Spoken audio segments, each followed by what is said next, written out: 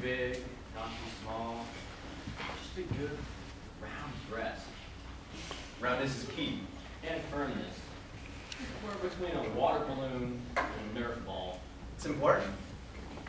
I had a dream once. I was totally naked, barefoot, walking through this huge field of naked dress.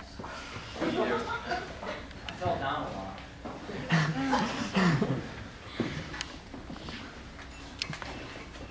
You suppose Mayor McCheese would bunch of the hot sex? Hmm? Mayor McCheese? Yep. How do you figure? He's the mayor. But he's got a big freakish head full of soggy meat. Dude, never underestimate the allure of celebrity. The allure of celebrity? Dude, people have sex with Steve Buscemi. Think anybody ever just goes up to him and takes a big bite out of his face? Steve Buscemi? Mayor McCheese. I mean, he's a big cheeseburger. You think anybody ever, bites him? No. Why not? Dude, he's the mayor.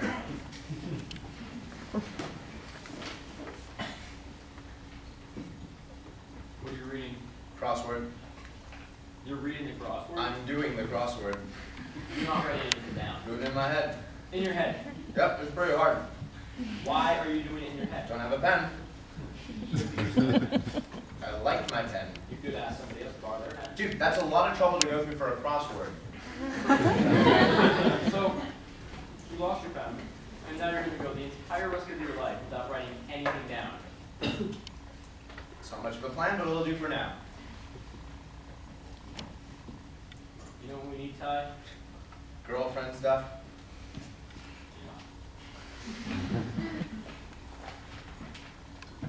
Dude,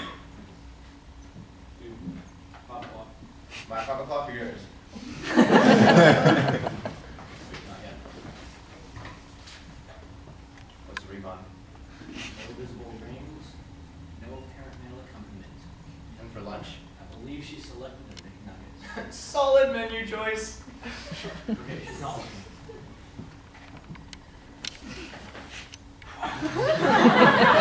Nice. That is not an unattractive young lady. Here, here. If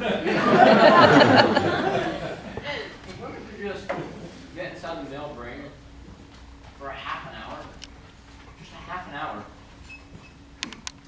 they'd never talk to us again. They don't talk to us now. No. I mean all of us, all men. Because they finally figure out that one half of the male brain is constantly masturbating. We can't help it. It just happens. It's like nature. Like photosynthesis. Completely independent of our higher brain activities. And it's not just your leering construction workers either. It's all guys. Everybody. Albert Einstein. He was probably thinking, E equals MC, I want to wear your ass like a hat.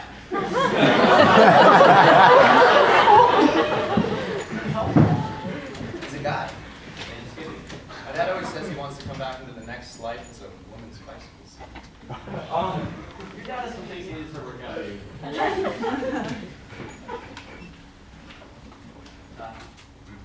She's got a pen. A pen? No. Ask her if you can borrow it. But it's not my pen. Work with me here. And if it was my pen, I couldn't ask her for it. You can't ask people for something that already belongs to you. Dude, this is not about the pen. Oh, an in! Bingo! That's a high difficulty maneuver there, dude. Opportunity is not, my friend. You have an in. You need a pen. She has a pen. It couldn't be more perfect. Why don't you? I don't need a pen. Take off your watch. What? Take off your watch. Why? So you can ask her what time it is. Why don't you ask her? I'm not wearing a watch. Duff. Shut up, Ty. If you want me to go over there, do it yourself. You'll be my facilitator. Facilitator. Yeah, get things started. A little small talk. Say, that's a damn nice pen. Pens are nice. I like pens. Then I come in. I had a pen once. Like a warm-up. A warm-up band. Yes. No. Just go. What? Just go over there and introduce yourself. can't. Why? Because? Just go over there and introduce yourself. You say, hello. She says, no thanks. Or, I have a boyfriend. Or, eat Mason die, freak boy. There's $50 in it for you to soften the blow. Where the hell are you gonna get $50? I'll sell a kidney. Damn it, man, $50. What if she says yes? Then you win a cookie. Damn it, man, the real victory is just going over there. I can't. Why? Baka! Baka! That's not fair. $50. It's not enough. How about $50 and whatever's left of your dignity? Didn't think so. No, wait just a minute. You don't think I can get up and introduce myself to a woman? Nope. Well, I'll have you know I am very good at talking to women. I've talked to many women in my day. Checkout clerks, waitresses, the occasional telemarketer, mom. That's it. I will not be mocked. I'm going over there. You're gonna see. I'm going. I'm so going. Gone, isn't she? You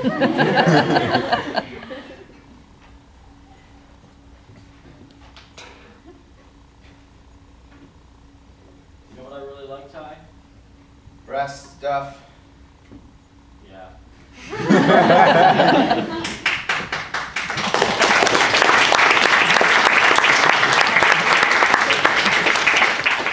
I haven't always been this thin. People just assume that. They assume that I'm lucky. I can eat whatever I want, well, all they have to do is look at food to put on weight. I feel like saying, obviously, you're doing a lot more than looking. And I can't even imagine the thought of eating anything I want. It kind of makes me sick thinking about it. When I was in high school, all I wanted to be was petite and blonde, but instead I was dark. Dark and skinny and intense. I have this one picture where I look exactly like something out of Aubrey Beardsley. So, every freshman class of 250 gained a ton, and that's probably a low estimate. So I didn't play tennis, and I wasn't really in the ballpark with some of the incredible brains. Pretty soon, I wasn't even skinny anymore. Sex? You know, I was so goddamn scared. Let's not even talk about losing my virginity. First time out, I got vaginal warts. So I thought, forget it. This is just too much pain. Too much pain.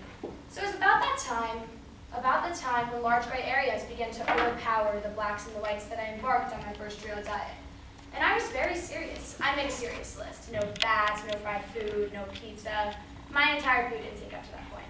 And of course a diet like that would work. You know, the behaviors that said there's an optimum schedule for positive reinforcements and you can train humans and animals to do anything.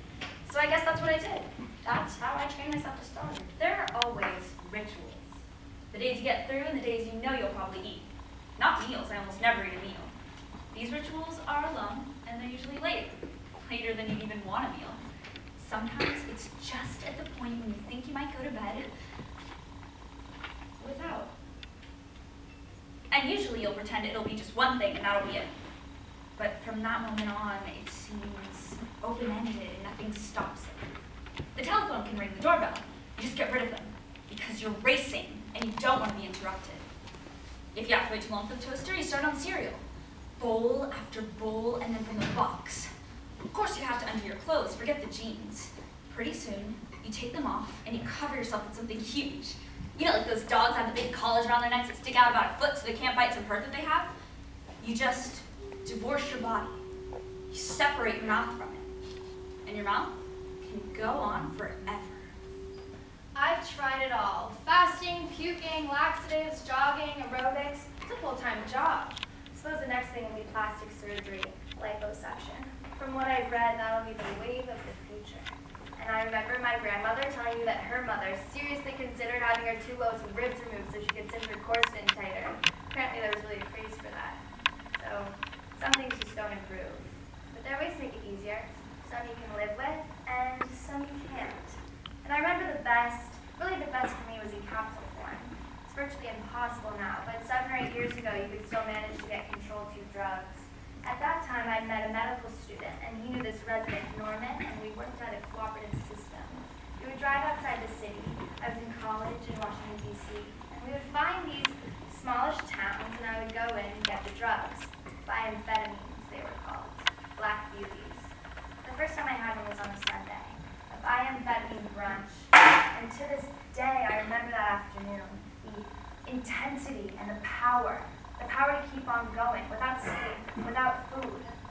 We took this marathon bike ride.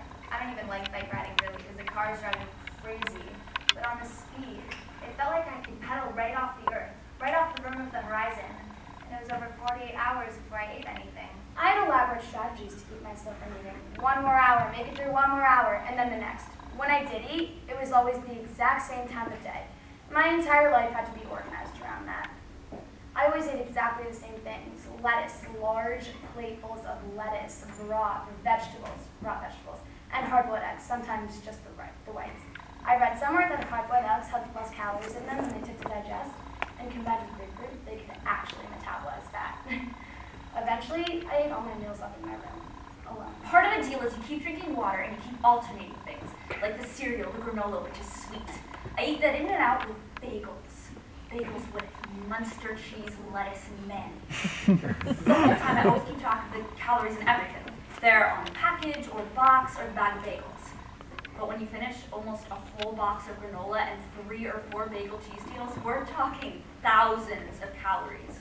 It's kind of surreal. You feel superhuman. I don't know. For a while, I only took one once a week. I get pretty wiped out, depleted for a few days after. I mean, it's like the adrenaline is just coursing through your body, probably burning up about twice the calories, and the weight just really dropped off. I weighed myself constantly, but since I was drinking so much water and tap, I was always 1 or 2 pounds heavier than I wanted to be. First it was 125, then it was 115. Then I decided I needed to work a little harder, so I took up swimming. I swam late in the afternoon right before dinner because I knew that when I got out of the water, that would be the point of the day when I ate the very least. And every ounce I lost just encouraged me to eat that much less.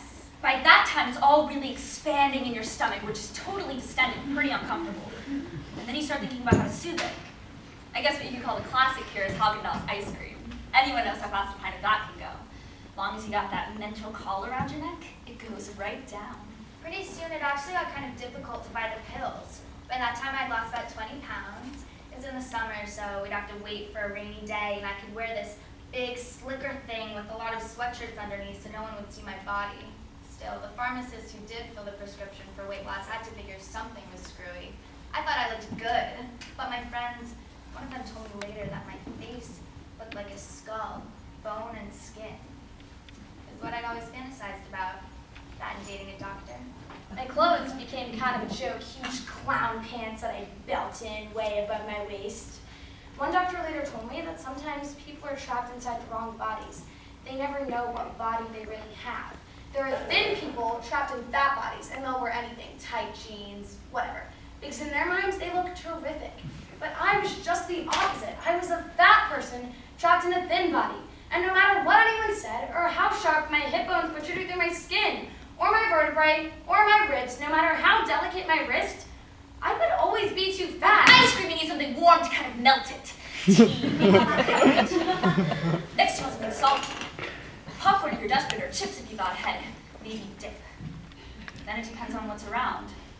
Chocolate, something from the freezer, you know, biscuits, or spinach souffle, or pound cake.